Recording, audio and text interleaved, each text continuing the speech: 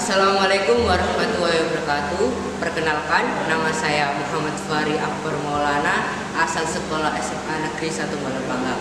Saya peserta SMA Awards tahun 2023 kategori cerpen. Cerpen saya berjudul Senja Menyapa Laut Pantai Palu. Di sebuah pantai terdapat dua orang remaja yang bernama Sarah dan Mayu. Mereka sangat mencintai lautan. Di samping mereka mencintai lautan, mereka mempunyai perasaan yang tidak bisa diungkapkan. Entah apa itu. Sarah dan Mario terlibat suatu proyek yang bernama ekosistem laut berkelanjutan.